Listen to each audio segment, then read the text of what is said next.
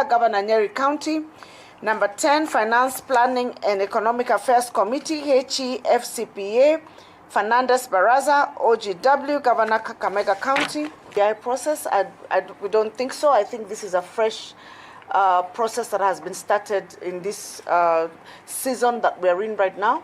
And we believe that both the national government and the other parties that are playing a role in the Azimio, all of them have the interests of the country at hand, and they are committed to ensure that we address the perennial challenges that we have been facing after every election. So we believe that the commitment that we have seen to ensure that they listen to many people will bear fruit, and therefore that is why we are going to submit our proposals. On the matter to do with impeachment, yes, as governors, we are extremely concerned that when you compare the process of removing a member of parliament, for example, from office, or a senator, or a member of the county assembly, when you compare that process to the process of the removal of a governor, you find that there is a very huge difference. The procedure of removing a member of parliament is very lengthy and is made very tedious and is limited in terms of time. You're told that you cannot start a removal of a member of parliament 2 years, within the first 2 years from the date of the election. And then you cannot attempt to remove a member of parliament a year before elections. We don't have those provisions for county governments. If you look at the procedure of their removal, you require signatures from about 30% of the people who voted for them, the registered number of voters in those constituencies or counties.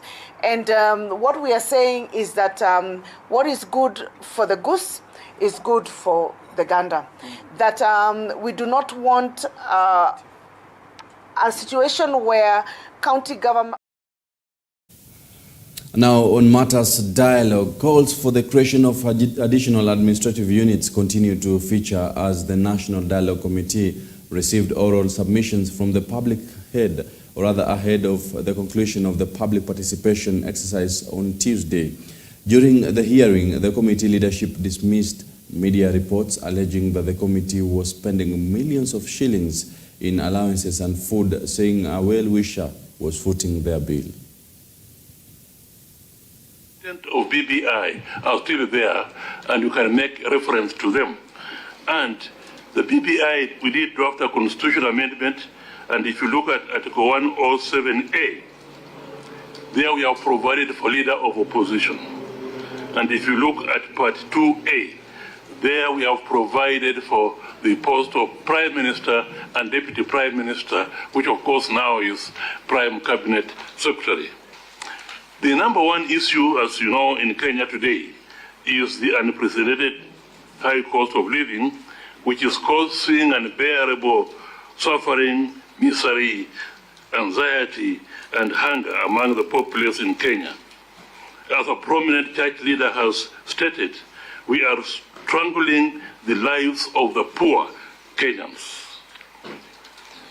History is replete with examples where people in countries facing a national crisis come together to fight the threat.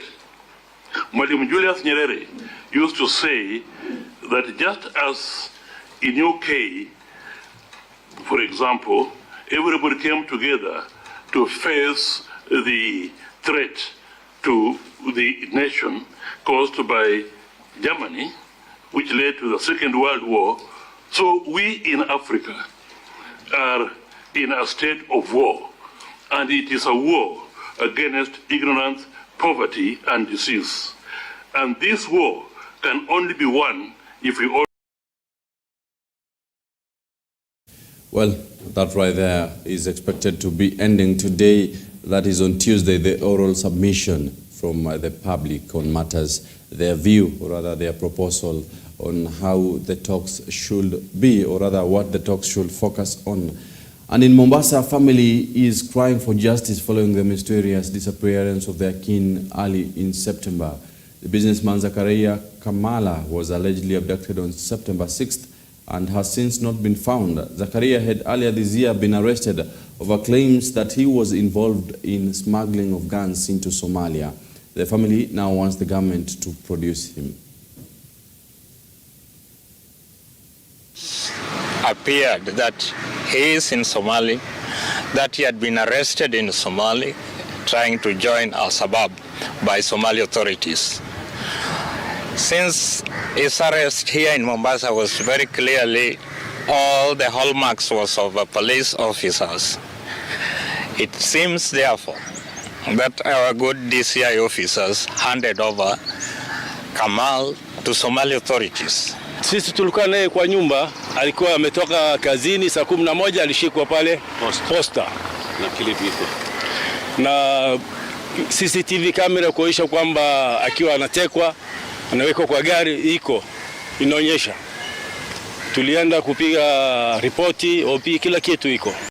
Well, but right there, now moving to matters education. Kenya National Union of Teachers NAT Deputy Secretary General Hesbon Otieno has expressed his disappointment with the action of the Teacher Service Commission TSC regarding the issue of delocalization of teachers. Well, we shall be taking a look on that later on, but now on matters security. Police officers in Kakamega County have launched an investigation following the mysterious death of a man who was found at Joyland Street on the outskirts of Kakamega town. According to the residents, the man, Kevin Ongo, was addicted to alcohol and may have been beaten when he was drunk while leaving his workplace. In addition, Nyumba Kumi leaders in the area have complained about the lack of security, blaming some residents for hiding criminals. Led by Salim Hassan, the leaders have blamed the watchman for the murder of this family, or rather the man who was killed in Kakamega town. Ukitembea mahali mtu akikufa ama ukipata mtu amepigwa maybe na anapigwa kichapo ingine mbaya sana, either uvunjike ama ukufe. Hasa kitu yenye iko sasa hii, Nyumba Kumi ndio imeanza kubeba hiyo msalaba. Ikifanyika tu unasikia tu Nyumba Kumi ndio wako kwa patrol. Ikifanyika tu unasikia tu Nyumba Kumi ndio walikuwa kwa patrol. Sasa chenye tunaunga tu mwenzangu mkono, hawa wakwe tu kwa uniform. Hakika hata kama unatoka town late na unakutana nao maybe kwa hii barabara na wako kwa uniform, utawaheshimu. Ndio watakuongelesha kama kwa uniform utawaheshimu. Lakini wakati mtu ako kwa raia, unaanza kuongea na yeye, mtaanza kuvurutana. Tena huyu bwana saizi kuna watu hapa wasiojua, wanaongea tu lakini wajajua ukweli iko wapi. Huyu bwana amepigwa na masoja. Masoja hapa, kuna soja mmoja mrefu hapa ndiye anangoja hizo maduka zote. Na hadi kuna wale mashahidi walimuona wakamkataza, lakini ndio hiyo. So sisi hatutachoka kuweka ulinzi katika area yetu. Sisi hatuui mwizi.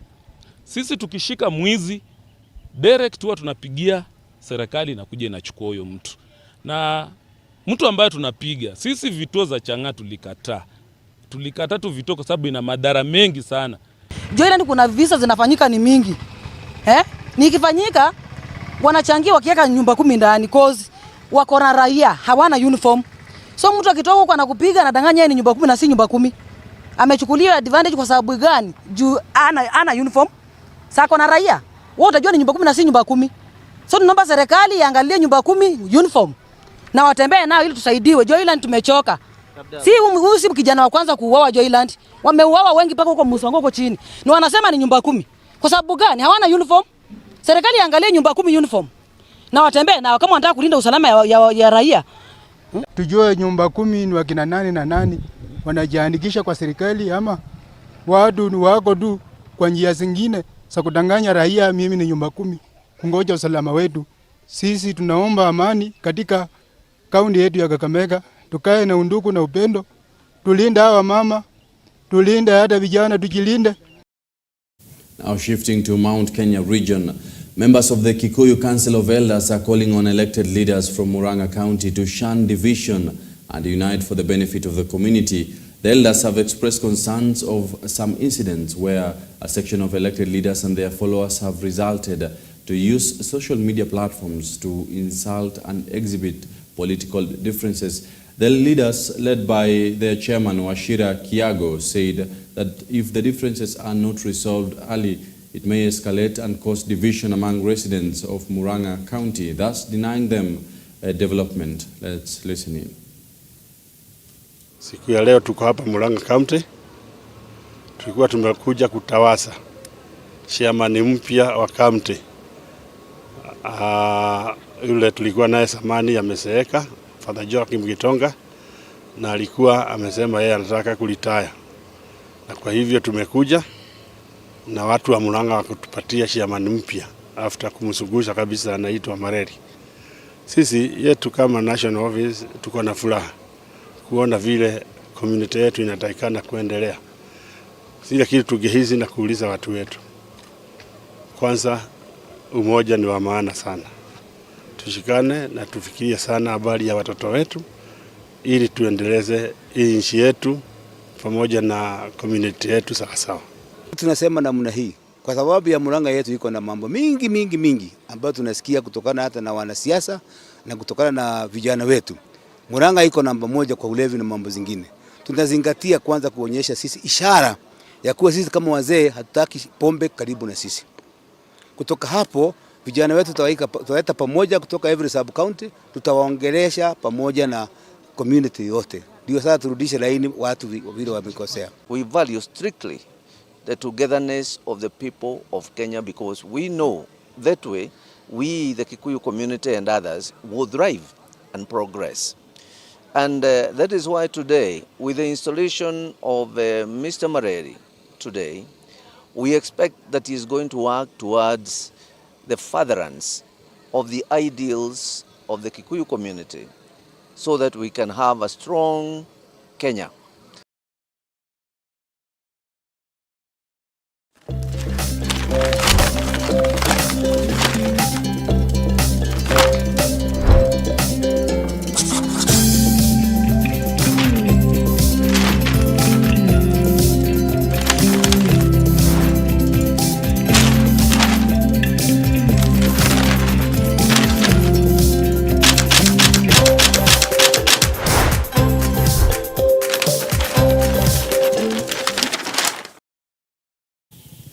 Well, let's now take a look on how today's dailies look like, starting with the Standard. Governors seek cover against impeachment. Well covered in page 10 and 11. Remember currently that Meru Governor Kawira Mwangaza is facing her second impeachment attempt. Well, will Mwangaza survive second impeachment bid by MCS? Now this one seems to be very strong. And claims say that Gachagua, taking a look on the issue, Mwangaza attributes her troubles to people she defeated in polls and those eyeing seat. This is interesting this time round. Remember that this is the first time Meru County got a female governor. Now, will she survive this second impeachment bid by MCA? Gachagua recently said the leaders, or rather leadership conflict, was now in the hands of Meru leaders. National government isn't going to interfere on this impeachment row that Kawira Mwangaza is currently facing. But then it is interesting. Yesterday we did hear that that is Moses Kuria, Trade CS, saying that it is time for Meru leaders to sit down and talk, find a solution to that. Now, remember yesterday while Trade CS Moses Kuria was also in the county, there were no MPs present during the launch of the industrial park right in the county. Well, that is interesting. Remember other governors, including Nyamira County Governor Amos Nyaribo, is also facing impeachment, with hearsay saying that Gesami owns part of a Nyaribo removal bid. According to the party, Gesami has displayed traits of disloyalty to the government he should be upholding. It was alleged that Gesami was working alongside politicians who previously contested the governor's seat. Well, is this a way to get governors removed? Now, the Council of Governors seeks to raise threshold of impeaching the governors. That is according to the council's chairperson, Anne Waiguru, who was re-elected for her second term. According to Waiguru, they seek to now propose to the ongoing National Dialogue Committee that there is need to increase, or rather to raise the threshold in which governors are being impeached. This is after there are several cases of governors being on the spot. Remember, it's all started with Siaya deputy governor moved to Meru, Governor Kawira Mwangaza. Now, Nyamira Governor Amos Nyaribo is also facing the same issue. Now, his impeachment motion is set to begin tomorrow at the county assembly. Now, COG Chairperson Anne Waiguru insists that it is time we revise the thresholds and we raise because they are being misused by different political rivals who lost the seat. Well, that is interesting right there. We are waiting to see if their submission will be taken into account and effected. Save us from salary shame, civil servants. Well, the Public Service Commission, in a memorandum to the National Dialogue team, has said public servants can no longer make ends meet. In some instances, up to half the employees take home less than a third of their pay. Remember, that is occasioned by the different loans and other issues that they're involved in. The rising cost of living has impacted negatively on public officers, which has resulted in low morale, poor performance, and poor social welfare of officers, some of whom are undergoing depression. That is according to Ambassador Anthony Mosheri, the PS chair. Well, the recommendations are review taxation regime or increase salaries or exempt those servicing mortgage from similar levies or taxes. Second recommendation is staggered implementation of the housing levy or make it a percentage of the basic pay, not the gross. Number of levies and VAT imposed on fuel be reviewed to reduce price of fuel, which make cost of living come down. This is some of the recommendation put forth to the current National Dialogue team to consider in terms of cushioning public servants, which is quite high currently considering the cost of living. Now, according to statistics, 21.62% out of 79,253 public officers, 17,132 earn less than a third of their salaries. Remember, this is occasioned by the different deductions, be it mortgages and loans that they take. Out of 31,892 prison officers, 13,661 earn less than a third of their salary. That is 42% of the prison officers earn less of a third of their salary.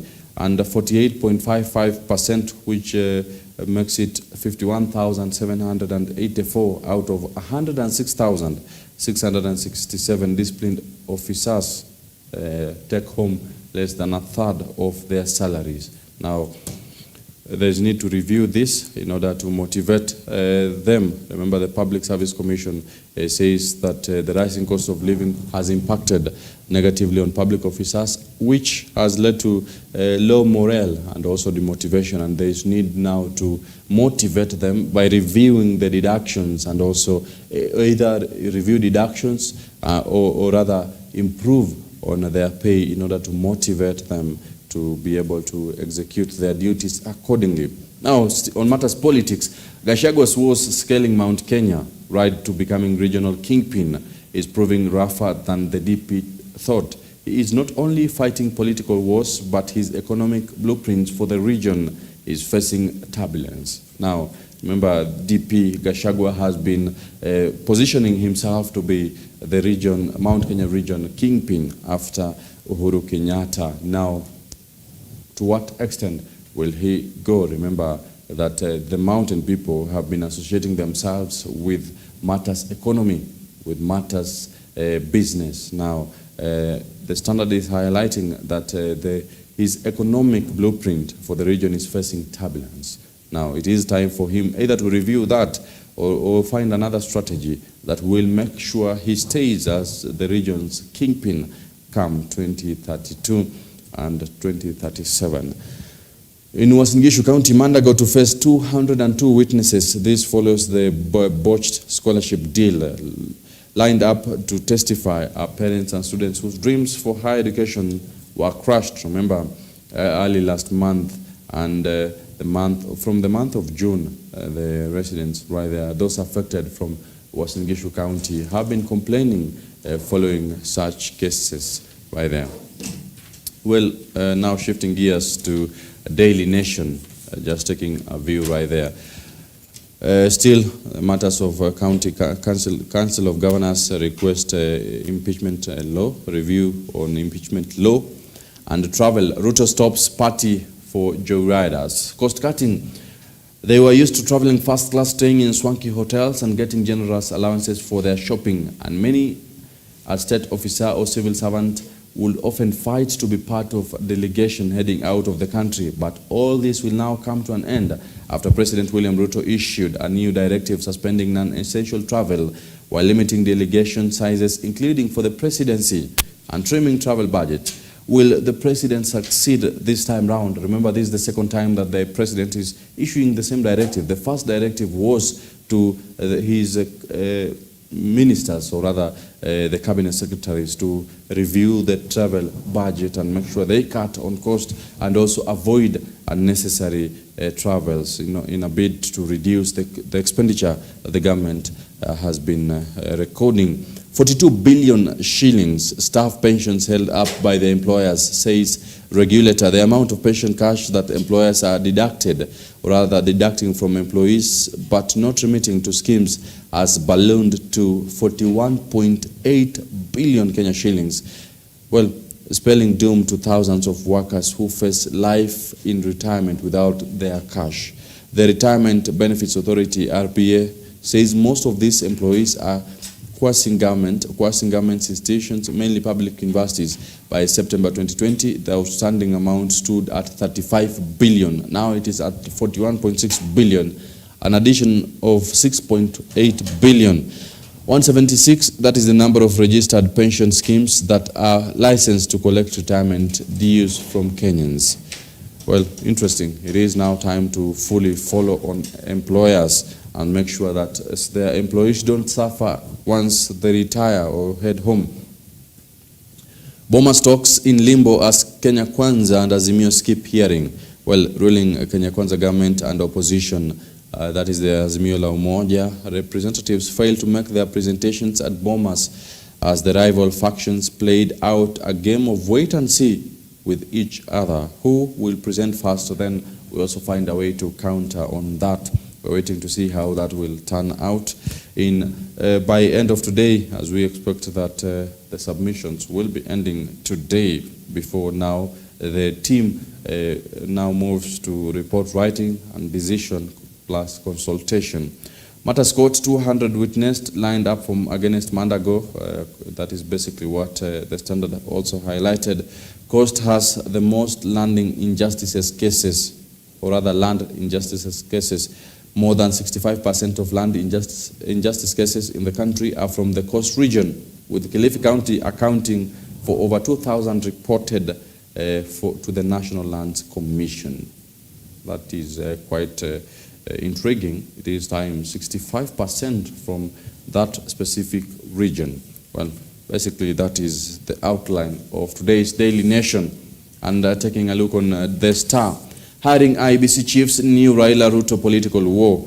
Their sharp differences in opinions is already playing out before the bipartisan committee. Now, they have difference with regards to their opinion and what should be considered before the government hires new IBC chiefs. Officers well trained, IG tells critics ahead of Haiti mission. Remember, several security experts were saying that the Kenya police is not ready to be sent to Haiti as it is a risky mission after several militants in the country were able to weaken their security operations, and that this now comes, or rather this is as a result of the agreement between President William Ruto, that is, and also Haiti Prime Minister Henry after their meeting and agreement. Administration Police Inspector General Nur Gabo with some of the officers from the Special Operations Group under the Border Patrol Unit of the AP who were training at Kanyonyo, Kitui County. The group is among those to be deployed to Haiti to help restore peace in that specific country. Matters Health experts test drug that makes blood deadly to mosquito. Nandi imagine a mosquito dying a few hours after biting you, poisoned by your blood. This is interesting. Now, will the drug work, or rather, will it be effective right here in the country? Those are some of the questions that people would want to know, and the assurance of such simple innovation to save millions of mothers' babies. The annual Goalkeepers Report produced by the Bill and Melinda Gates Foundation describes where the world has collectively fallen short at the halfway point for achieving the United Nations Sustainable Development Goals, that is the SDGs, particularly in the fight against maternal and child mortality. Now, there are simple innovations that are being developed to help save millions of mothers and babies. Remember, this is also in relation to what was done yesterday by the Star with regards to the innovation that can help reduce premature death and save children. Well, basically, that is the outline of the Star this morning. We shall be right back with the day's discussion with regards to youth and employment, trying to understand what next for the youth. Is there a way that the youth can be empowered to be co-creators of employment? We shall be right back with that specific discussion this morning. Don't go too far.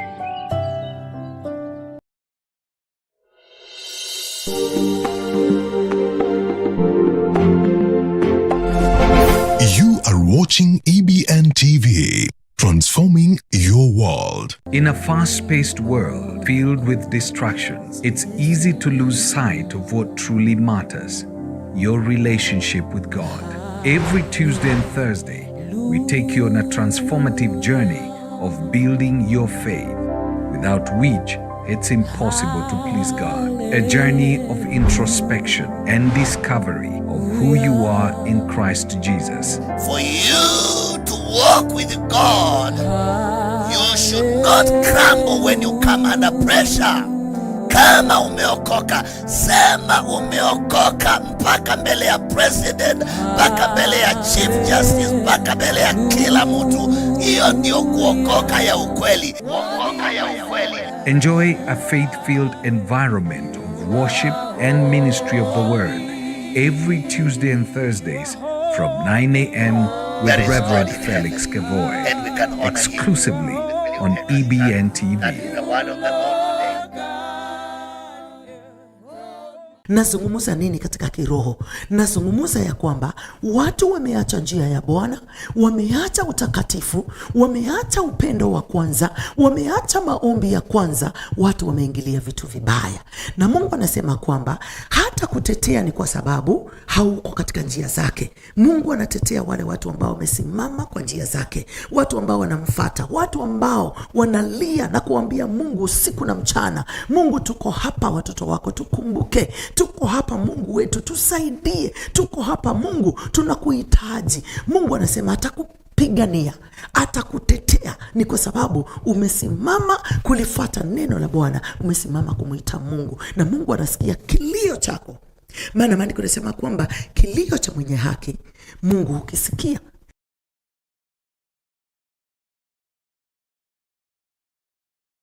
Through the morning rush and the buzz,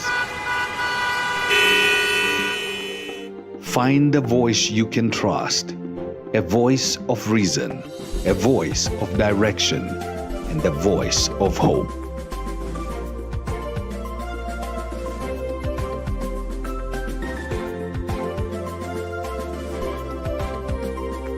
Good morning. Welcome to the Morning Live. I'm Cynthia Nanjala. And I'm Sami Adika.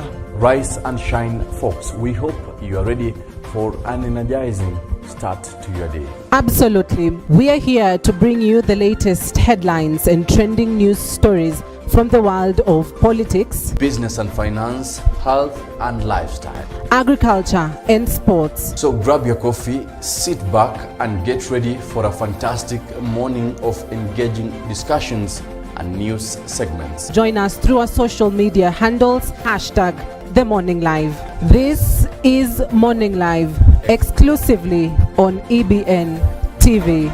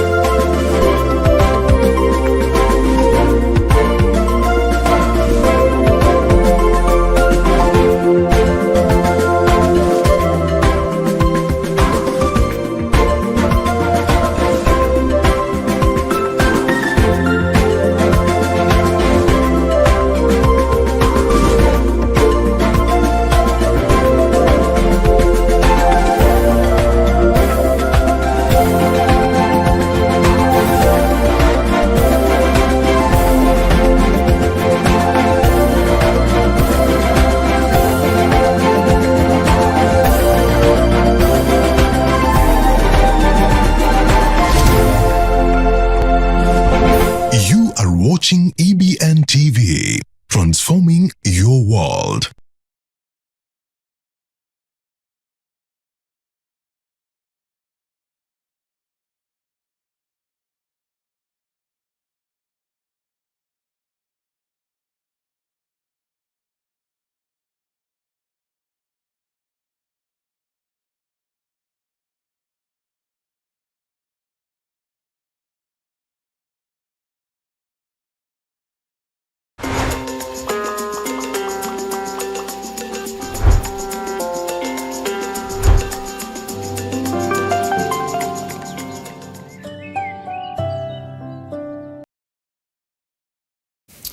Nice. Welcome back to the Morning Live. We are now talking about youth and employment matters to do with the economy. How well are you versed with matters economy and also finance? As a youth out there, what are some of these job opportunities you can now take up in a bid to make sure that you also survive? Well, joining me this morning is Killian Amolo, a finance and economics expert, who will be helping us understand, as young people, what are some of these opportunities we might want to look at. Remember, currently, most of us are busy looking for passports to fly out of the country. Well, 21.6% workers of that is of civil servants who take home than 1/3 of their basic salary, according to the Public Service Commission PSC chairperson Anthony Mushiri. Now, it is interesting, if civil servants take home 21.6% take home 1/3 and below of their salary. Well, this means that they have deductions. Some of they say life is becoming unbearable. Now we are being told to tighten our belts as one of the options we have as Kenyans. Well, and also the youth, the number of unemployed youth is currently going up each and every day. We have graduates and also graduates from universities. Where are they going?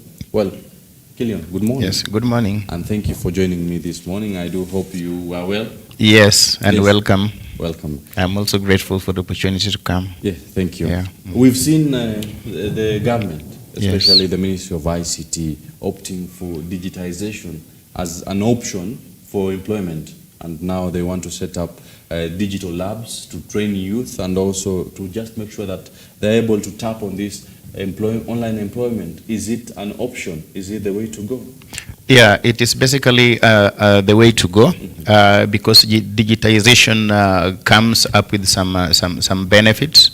For example, increased productivity, increased enhanced communication, increases in innovation, and it gives the youth an opportunity to venture into other areas they would not have traditionally ventured into. Yeah. And are they empowered enough? As of now, I would say that the youth are not empowered. Yes, so the government needs to do a lot other than just speaking.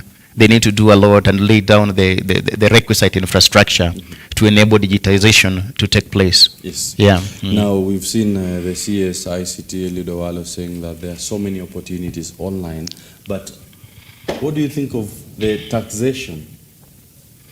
The taxation of Kenyans. Yes, currently. Yes, currently, just like you said a few minutes ago, this thing is not just affecting the civil service. It's affecting everyone across the board. You look at it in two perspectives. The taxes on incomes have increased. That means the take-home package has gone down. And at the same time, the taxes on expenditure have gone up. So if you are buying this cup at a particular amount, you have to pay more to acquire this cup. And that means that as a consumer, you are worse off. You are feeling the pinch. And this is something that is cutting across the board. And we want to say that the government needs to do something to address this immediately. Otherwise, it will get out of hand. Yes. Before even diving in, we've seen an option here. The civil servants have several options here. Help me understand some of their recommendations according to the PSC chair, review taxation regime or increase salaries or exempt those servicing mortgage from similar levies or taxes. Specifically, they're giving these three options. You either increase salary, review the deductions, or exempt those who are paying mortgages. Are these options? Yeah, those options are available. The government can increase the salaries of its employees because it does this, but after a long time, as compared to the private sector where wage adjustments are made almost immediately to caution consumers against the high cost of living. So the government needs to do this. Remember, increasing their salaries means that the tax revenues, a higher salary means a higher tax will still go to the government. Yeah, so the employee will benefit, the government will also benefit. So that is an option that is available. Another option that is available, bring back subsidies. Subsidies on fuel.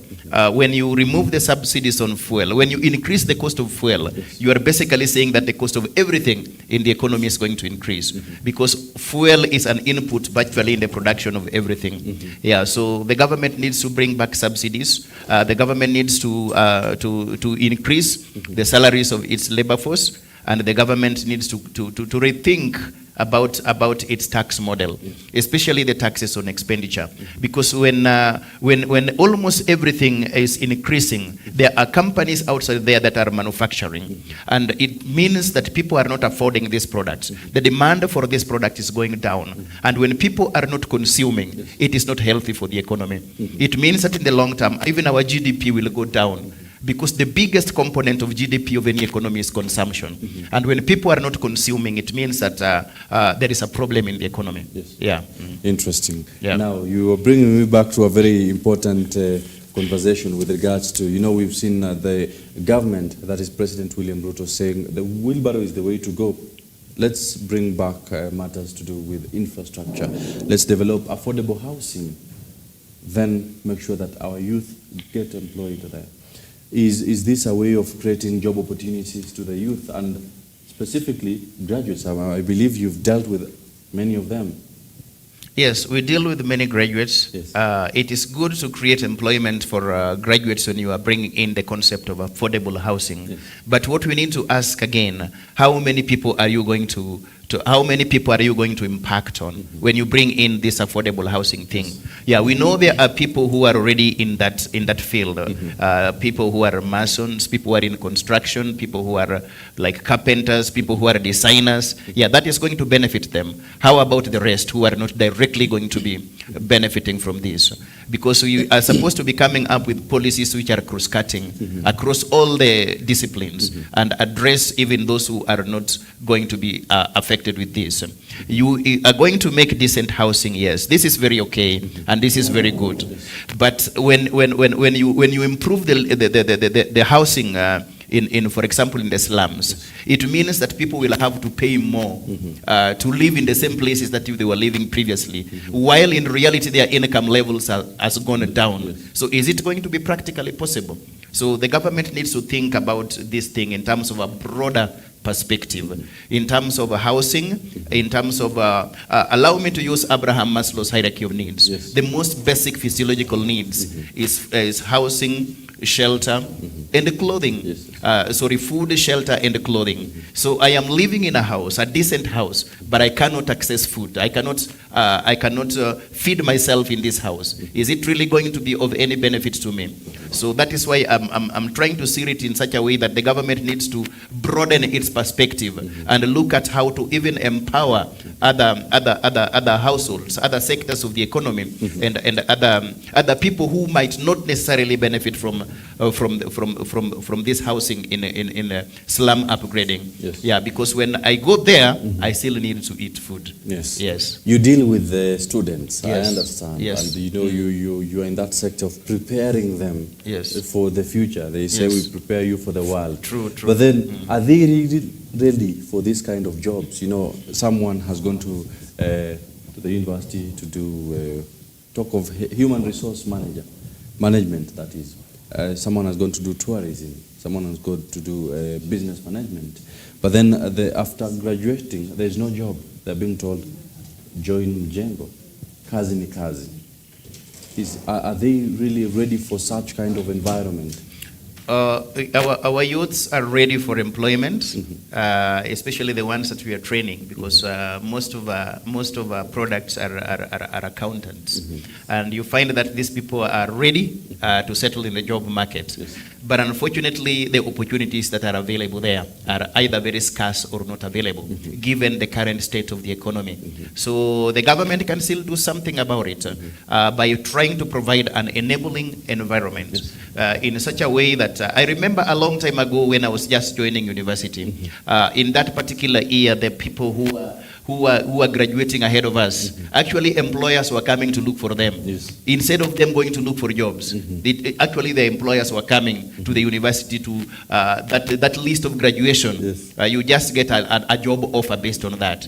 But we have come a long way, and that is no more today. And I still believe that's wherever we were then, we can still go back there if the right thing is done today. Yeah. Interesting. Now let's go back to the youth. We are talking about TVETs. We've seen the government really moving in and saying TVET is the way to go. Let's bring together these youth. Let's train them through TVETs, making sure we equip them with the necessary skills. Is TVET going to empower them to be self-employed? Yeah, this is correct, because TVET now is more job specific and more industry specific. You are given the requisite skills that are relevant in a particular practice or in a particular industry, for example. Yeah, so this is more practical. I want to just to urge the government to continue with doing this, and even to broaden it to include more other areas which have not been brought on board. Yeah, to make it to be more inclusive and broader. It is more practical. Actually, when I was coming here, I was reading an article somewhere which was proving from research there is a strong positive correlation between these training opportunities in TVET when successfully implemented and economic growth. That means the more you enhance this TVET, the more you prepare people with practical skills that will be relevant in the industry. And as these people become resourceful in the industry, the economy grows. These people become more productive. They will be happy because they are earning, and at the same time the government will be getting its tax revenues from these people. Interesting. Now let's talk slightly before we leave now matters training.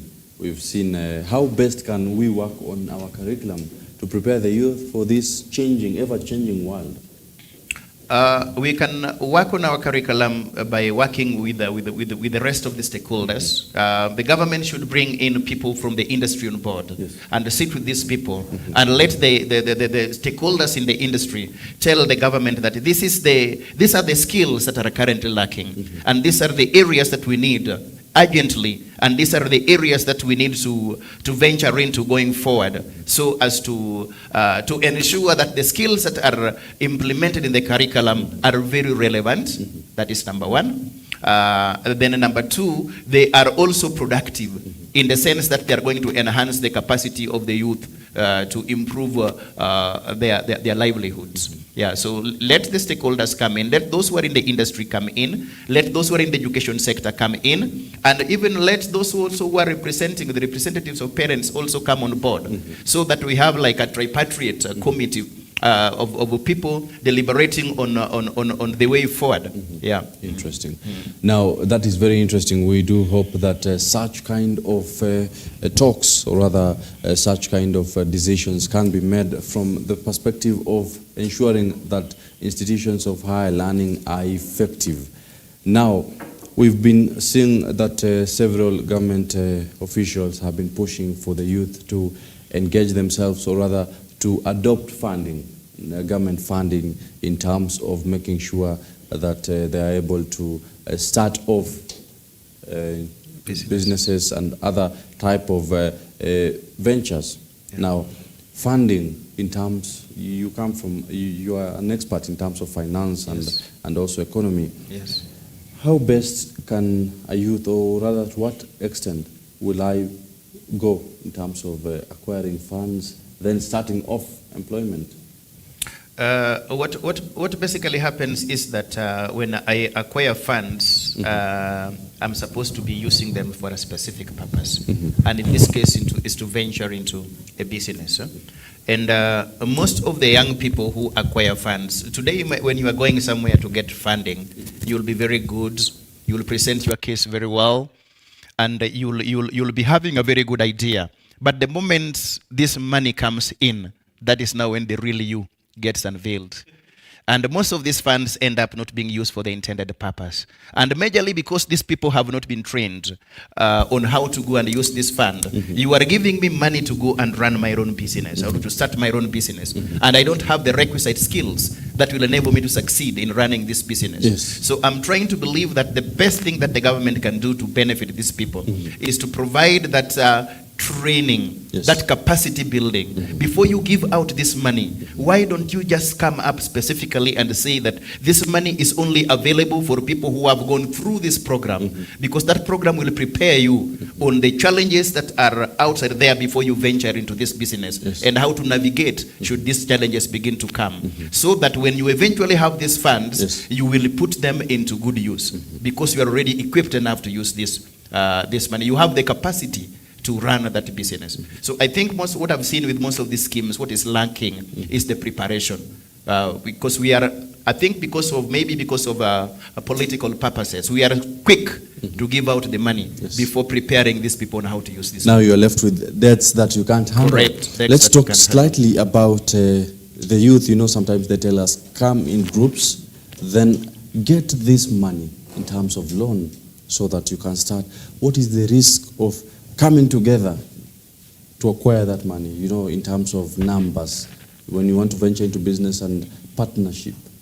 Now, when you want to come into business and in terms of numbers, I want to begin with the positives. When you come together, there is more accountability. This idea of running away with this money and doing your own things might not be there because you are there as a group.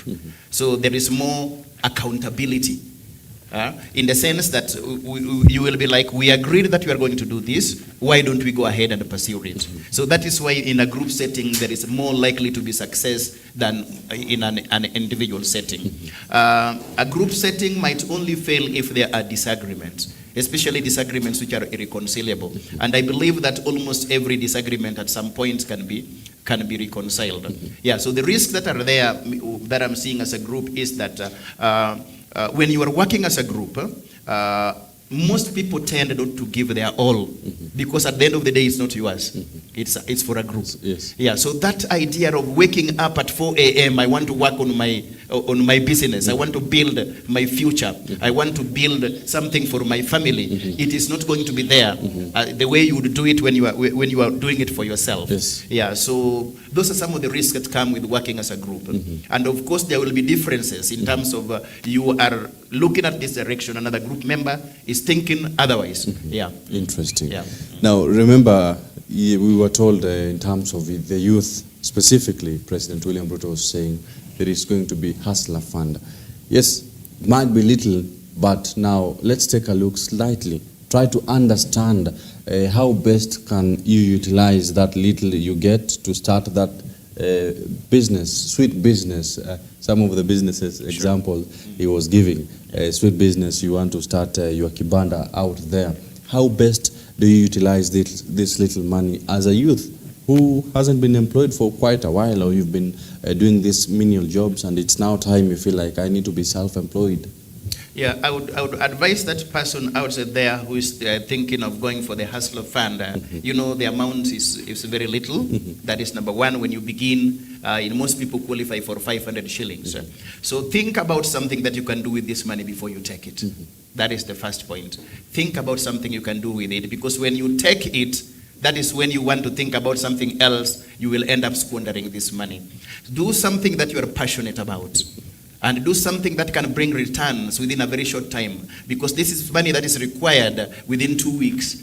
So think about something that can bring in this money within 2 weeks. Normally, when the source of funding is short term, your investment also ought to be short term. So don't think long term in terms of your investment, but think about something that you can do in 2 weeks, get this money and return it, and probably venture, think long term as you pursue the initial short-term venture that we've started with.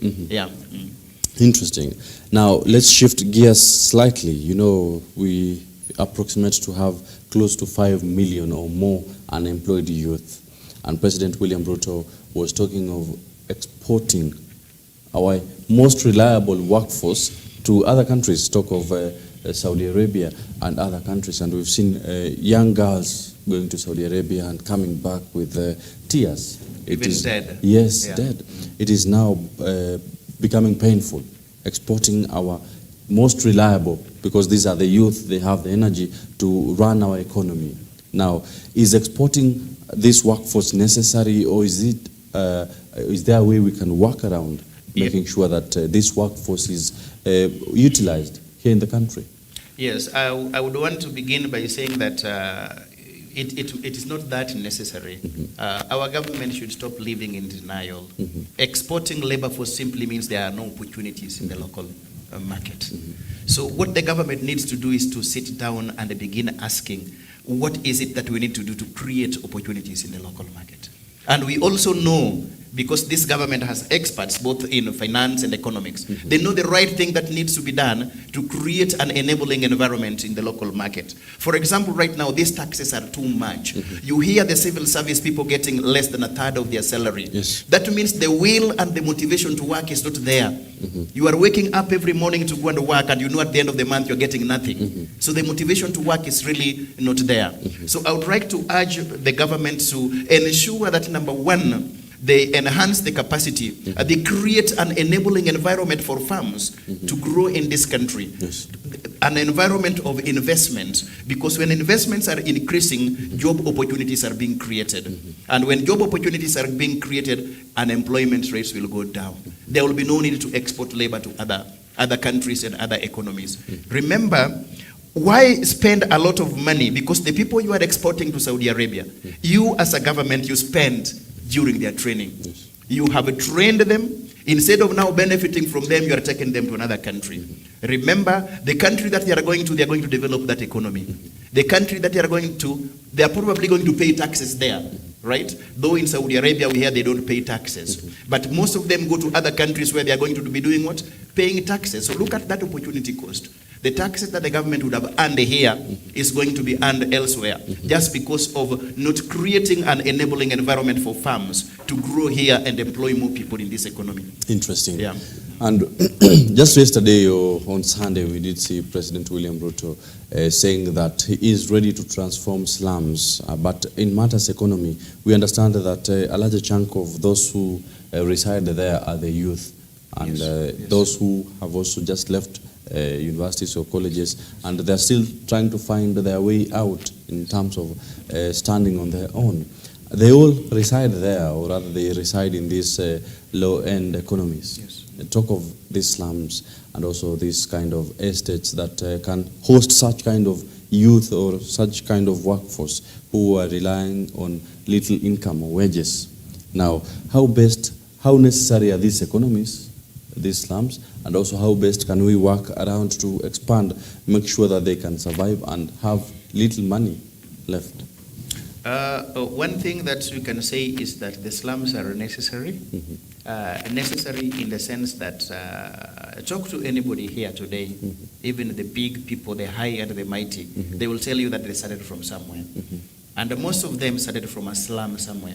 Especially if you happen to be coming from a family where you are the one laying the foundation for yourself and the future generations. Yes. There was no one before you. You have no option. You have no uncle to go and live with in the affluent environments and estates. So you have no option but to start from this informal settlement.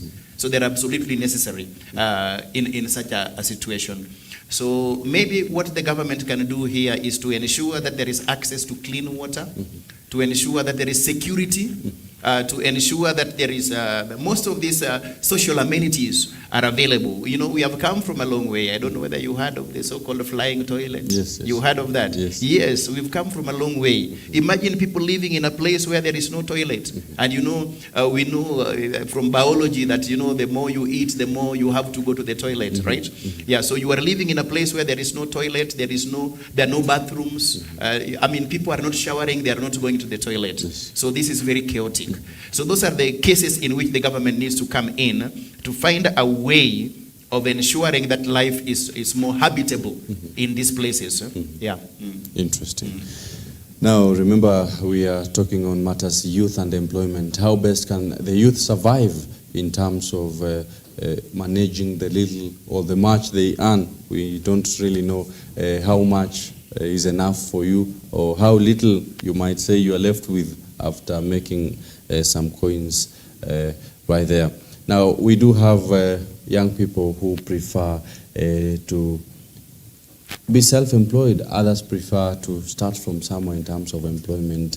But then, what is enough in terms of earnings? What would someone say is enough during this current economy? What someone will say is enough during the talk current of the economy, youth, yes. the youth, Yes. is something that can enable you to provide for your physiological needs, the Yes. basic needs, Yes. food, shelter, and clothing. That would be enough. And at least to save something out of it.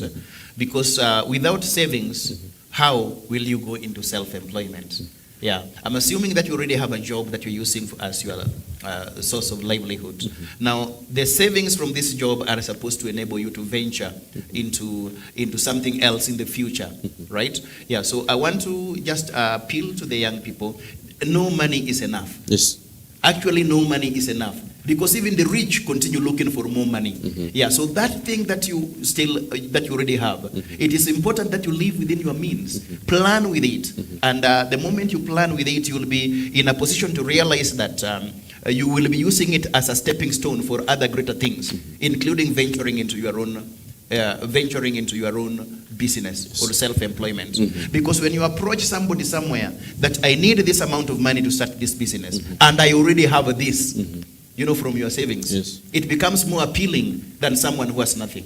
Yeah. Interesting. Yeah. Now, we also have these circumstances where someone has got the training, yes, in terms of career-wise or professionally. Someone has been trained, They have the know-how to run either a business or be employed, get this type of jobs out here.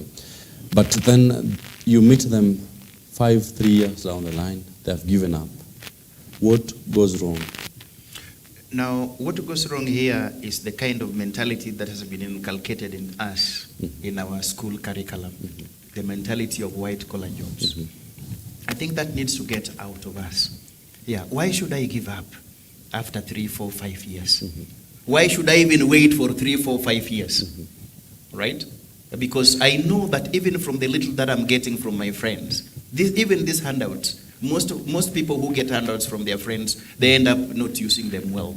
Because I know after some time I will go from the same source and I get these handouts again. So why don't I think outside the box? I have just cleared college. I want to talk to that person who has just graduated and it has taken you too long to get a conventional employment. Why not use the skills that you already have and start some income generating activity? Even at a very lower level, you can begin modest. Most people will tell you who are very rich today that they started very small. And even for some time, nobody was even coming to their businesses to ask what they are doing. Someone was telling us that he started with a loan somewhere from a bank. And he would spend like 6 months sleeping somewhere in an abandoned garage, running away from the bank that was coming from the loan, and his business was not running at that particular time. This is one of the richest people in Africa today. Yeah. So I want to appeal to that young person who has just graduated. You are like, where is this job going to come from? Don't waste yourself. Think about something that you can do when you are still productive, when you are still energetic. Yeah. What are some of the options? Because I also understand that once you leave college, now you want to start this life, but you have no cent, you have no one to loan you. So is it necessary? Do you need money to start a business? You don't need money. Yes. You can start with intellectual capital. There is this thing that you learned in college, which is here. And you are not going to buy it from someone to sell to another person. You are simply selling your knowledge to someone else. You can begin with that. Yes. Yeah. How do you do that? How do you do that? How you do that? You just look for someone. You know, I know it and you don't know it. Yes. I come and do it to you at a fee. Yes. So it is a matter of the little knowledge. The little knowledge that you have. Maximizing Correct. on it. Actually, that is what consultants do outside here. Yes. They use their knowledge and that is what they make money from. Yeah. Well, interesting. Now you've heard by yourself. You don't need a cent to start a business. It's a matter of just trying to understand exactly how best you can utilize the skills you have and transform it to money. Yes, make some little coins from whenever you are. And that is why you now hear youth say that you have to be street smart. What is the difference between being street smart and being hardworking? Do you really need to be street smart, or you need to understand the dynamics? Yeah, you need to understand the dynamics. Yes. Yes. Oh, interesting. And know when to strike and how to strike. Yes. Yeah. You've been. I'm pretty sure you've interacted with the generations above, the millennials, and also the late. How do we call them? This generation before 1996. You've interacted with them. Yeah. Now you've seen our country's economy. Would you say that Kenya is at its worst today? True, it is at its worst. I would say so. Yeah, I would say so because look at the economy itself. You are going to the market today to buy a basket. A basket that would have costed you a particular amount is probably today costing you 3 times that amount because of factors that could have been avoided. Yeah. Interesting. Yeah. Now, let's talk about return to normalcy in terms of economy. Is there a formula that the government can use? Or even myself, I want to make sure that I come from this state to this state in terms of my earnings and my general wealth. Yes. How do I grow from this point to this other point as a youth? Yes. Return to normalcy here means that as a youth or as an individual, you know, things are bad. Right? So your behavior needs to change. That is the first thing. Yes. Behavior change, Yes. which will reflect in your budget. Yes? Before you buy something, for example, just ask yourself, do I need it Because most of us, we complain and we buy things that we don't need in the first place. You have gone outside there, that shopping basket, the way it was previously, and the way it is now. For most people, you find that it is still the same. Yes. And yet, you are crying after that things have done what? Have changed. Things are bad. Becoming worse, yes. They are becoming worse. So look at that, your behavior. Is it reflecting the current economic reality? Because your behavior needs to reflect the current economic reality. If things are not working, it means that I need to drop certain things from my shopping basket.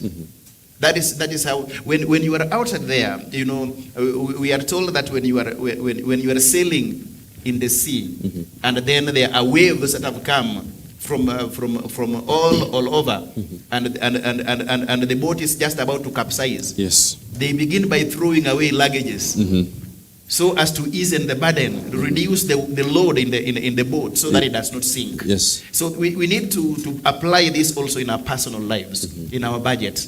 What are these extra luggages that you don't need in your budgeting, so that you reduce them as you still wait for the government to do what it can do? Yes. That is now at our personal level. Now, on the perspective of the government can think about enhance what the government should be thinking of now. What should I do to ensure that, number one, people are investing? Yes. Because we want to think about cautioning people as well as businesses. So in terms of people, what can the government do to ensure that people are consuming goods and services, that people are buying? Taxes on expenditure come in. And that means that subsidies is the immediate thing that the government needs to do. Fuel subsidies on foodstuffs, because most foodstuffs are even heavily taxed today, and previously they used to be zero rated. You go and buy, you don't pay any taxes at all. So those are some of the things that the government should do. Then in terms of investments now for farms, what should the government do to ensure that farms are doing what? Are investing, right? In what can the government do to ensure that farms are accessing funds for investment? Because when farms are investing, they are going to create employment opportunities. And when employment opportunities are created, the government again will benefit by people paying more taxes. Yes. Interesting. Now, you've been talking about budget. You have to check on your budget, expenditure. Yes. Help us understand how best can someone budget whatever amount they earn. How best, is there a formula you can use while budgeting, and can you broaden the formula for us to understand exactly how we can do that? Now, when you are budgeting, the first thing that needs to happen is that you need to think long term. You know, most people budget like you get your money and then you sit down with a piece of paper. That is not the correct way of doing it. Because the moment you have money, that is when the real you gets unveiled. You can't think. You can't think. And you end up writing things that you don't need in the first place. So the best time to budget, if you're someone on a salary, sit down at the brokest time of the month. That time that you are very broke, you are very sober. Sit down and do your budget. And think long term. Don't just do it for that month. It is always preferable that a budget be made for an entire period of 1 year. Think about it in a financially. In a particular financial year. What are my goals, personal goals first, right?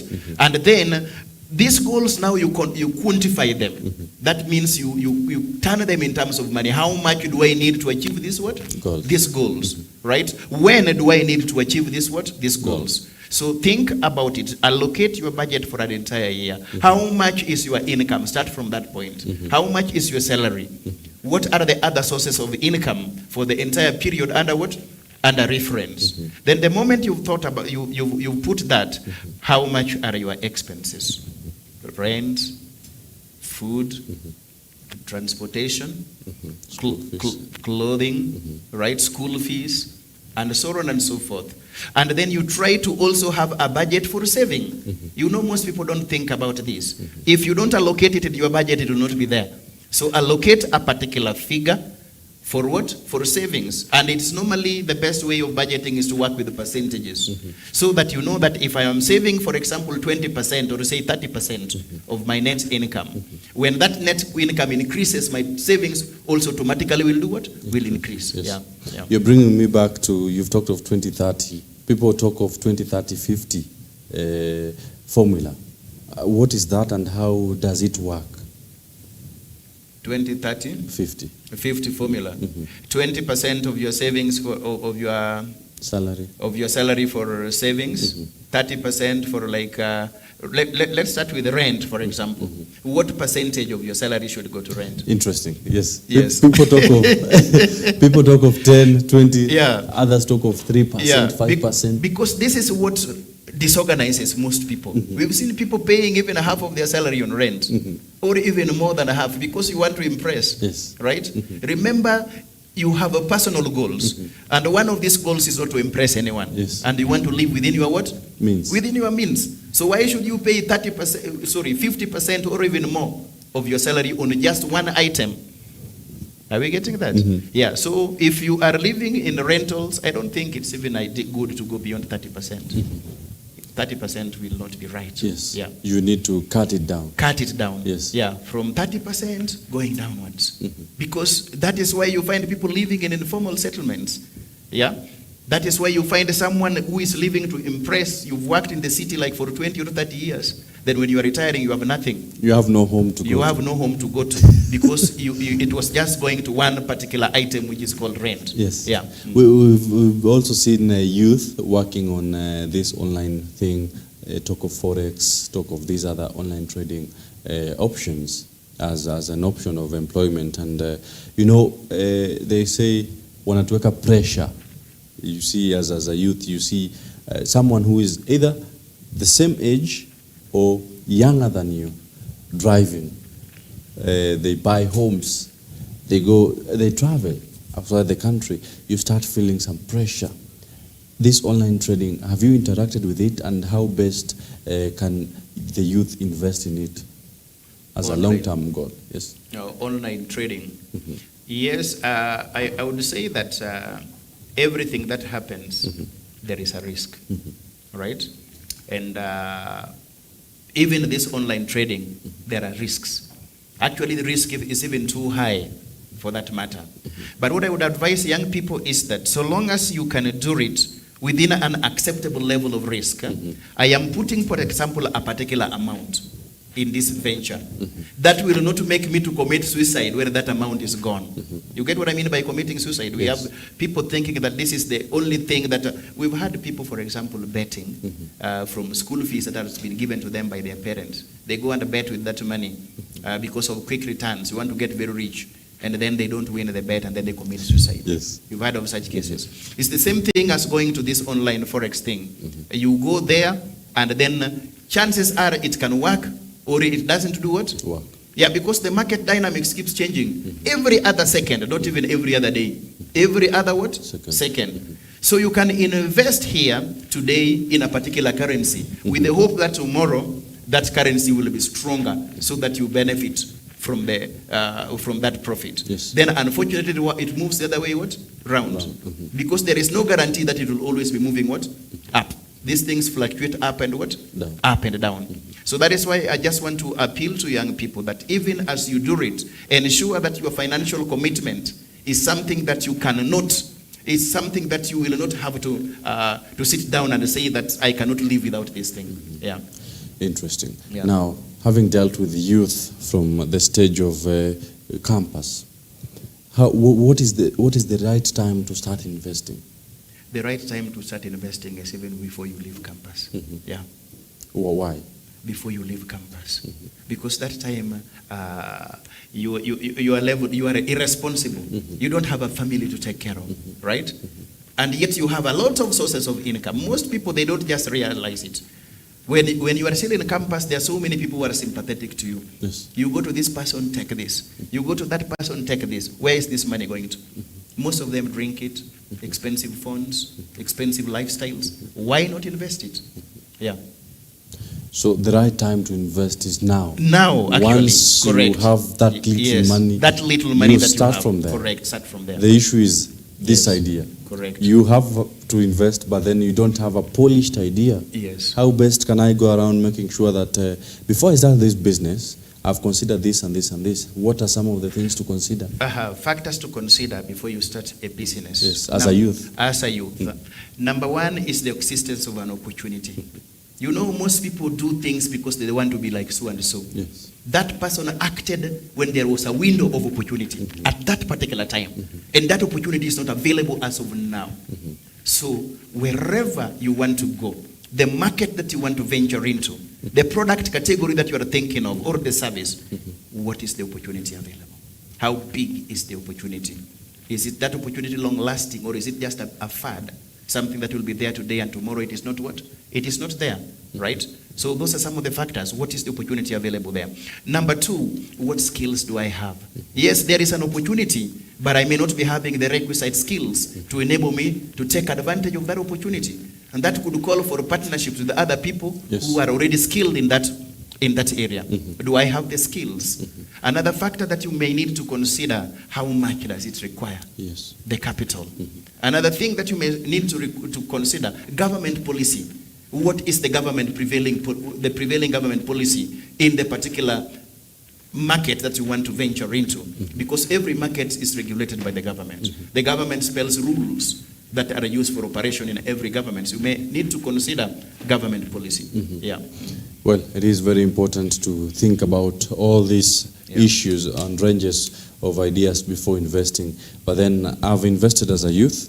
I've started off, you know, some people say you start by buying land. You want to start by buying a home or house. You might also want to think of some other things. But what can I do to make sure that the money I have as a youth is, or rather gains, each and every time it gains profit, instead of it sleeping? Instead of it sleeping, yes, how can I make sure that that little money I have somewhere, before I invest, is starting to earn some benefits? Actually, don't say before you invest. Yes. Because before you invest it, it will not bring any benefit. Yes. So you have to invest it. Think about it. Investing does not mean being in a physical space like this. Yes. Investing can even mean putting it in unit trusts. Yeah, put it somewhere where it brings some returns in the form of interest every month. Yeah. There are those schemes that are available in the financial services sector.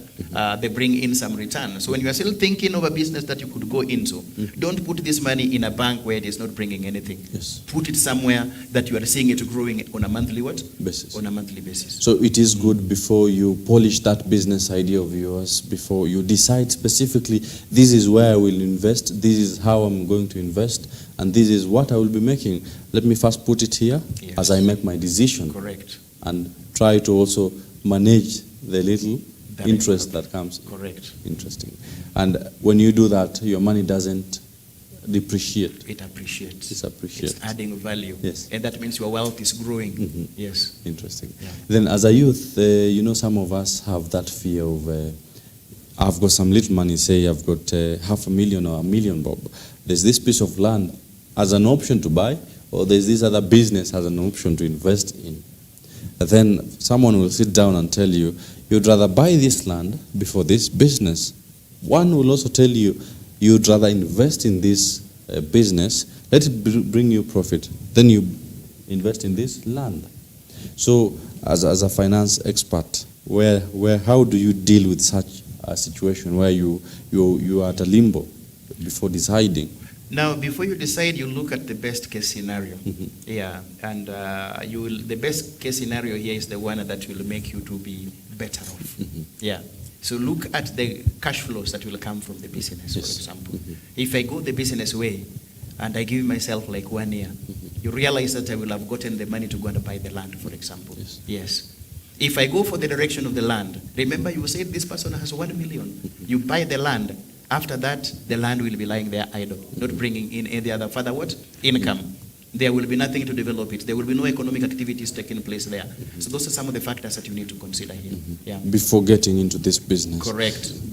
We've also heard Mama Mbogas, and you know, now the youth won't really understand because this is a whole different generation. Yes. We've seen parents who've been selling mboga or in kibandas, but they managed to educate their children, they managed to build, they managed to live this life that the youth now wish. I just need my small piece of land, I need my small house and my car, and I'll be comfortable. What differentiates the ability of this Mama Mboga to educate their children, buy this land, build? What were they doing different? The Mama Mboga here number one was living within her means. Yes. Right? Living within her means, no fancy phones, no fancy lifestyles. The Mama Mboga did not have any other Mama Mboga somewhere putting pressure on her. Yes. You get that? The young person here has got another young person somewhere putting pressure on them. Yes. And actually this is why you find some people go to an extent of engaging in crime because they want to look like so and so, or they want to impress so and so. Some people even get into relationships that they can only maintain if they are in a particular kind of lifestyle. Yes. Yeah. So these are the things that Mama Mboga did not do. Yeah. And Mama Mboga was basically living within her what? Her means. Without caring what other people think of them. Because those people who are in your circle, they know you are a Mama Mboga. You get that? Yes. And the expectations are that you are a Mama Mboga. Down there. Down there. Yes. But here now for the young person today, the people in their circle, they are probably driving, they are probably very rich, they are probably coming from, these people are more informed. Yes. I am here in Kenya, I know what is happening in other parts of the world because of the advances in information technology, information and communication technology. I know what happens elsewhere. And so I want to be, I'm on the lookout, Yes. The current youth is always on the lookout. Right? You're not waiting for that opportunity to come, but looking for that opportunity. Yes. Right? Yeah. And that is why you find that even most of cases of cyber crime, they are young people because they're using their knowledge, their technology, and now to take advantage of other people. Yes. Yeah. It is time also to think outside the the box, that is. Now, as we wind up, I would like you to tell us how can we, the youth, understand specifically or rather survive this tough season? Live within your means. That is number one. Don't live to impress anybody. Yes. Because you have a life to live alone. Yes. And then try as much as possible to create opportunity for yourself. Don't sympathize with yourself. Don't sympathize with the situation. Provide a solution to it. Today's youth is supposed to be very innovative. Yes. Today's youth is supposed to be thinking outside the box. Yeah, so try as much as possible to think. We are told how the ATM machine was actually developed. Yes. Someone somewhere went to the bank and the bank was closed when they were just about to walk in. And they had hundreds of millions of pounds in their account. So this person went back home and the whole night did not sleep. If it were in Africa or in Kenya today, they were like, these people will know me tomorrow that I have a lot of money. Yes. But this person was like, what do I need to do so that I can access my money without going to the bank? Yes. And that's why today we have the ATM machines. Yes. Because somebody thought outside the box. Yes. Yeah. So, someone is asking here on our socials, have a question. What percentage should go to long-term versus short-term needs and goals? That is question number one. If you can respond before we take question number two. What percentage should go to long-term versus short-term needs and goals? What percentage should go to short-term versus long-term goals? Mm-hmm. I would say a bigger percentage should go for the short-term because the short-term will propel or drive the long-term needs. Yes, I need to do something in 1 year, for example. I need, for example, to get my master's degree in the next 2 years. 2 years, yes. And I know that if I get this master's degree in the next 2 years, my opportunities will broaden after that. You get that? So I should allocate myself a bigger percentage for the short-term what? Goals. Right, yeah. In that perspective, yeah. The second question, is investment part of percentage in the total amount at hand, and can we factor it as long-term or short-term needs or goals? That is Humphrey Onyala saying, is investment part of percentage in the total amount at hand, and can we factor it as long-term or short-term needs or goals? Investment is long-term, not short-term. Yes. Because investment is simply spending to get benefits in the future. Yes. Not now. Yeah, so that is basically long-term. Yeah. Interesting. Many thanks, Humphrey Onyala. I do hope you've got that specific answer. Joel Masibo says, great conversation right there. Thank you for joining us this morning. Now, what would be your parting shot in terms of youth and employment? I would tell the youths now to, instead of looking for employment, take a challenge of creating employment. Yes. Being co-creators. Correct. Be co-creators. Yeah. Take it as a challenge. Take the bull by its horns. You have skills today. The today's youth is more informed than us during our time. They are more enlightened, and so they can take advantage of that to be very, very innovative and to be co-creators of jobs. Yes. Yeah. One thing I've learned today is you don't really need money to start a business, but rather you need the skills and knowledge to understand how best to utilize that specific skill you've got, or rather you've acquired over the period of time. Many thanks for joining us. That has been Kilion Omolo, a finance expert and also economic expert who understands matters to do with survival. Remember, currently as a nation, we are facing economic turbulence, if I may put it so, and also it is also one of the issues highlighted by the standard from civil servants. Basically, everyone in the country is having it rough. How best can you survive? And also for the youth specifically, how best can you make sure that in years to come, you'll be comfortable living a life you've desired and within your means, to be specific. Many thanks. My name is Samia Dika, and until next time, do have a wonderful day. Thank you. Thank you so much.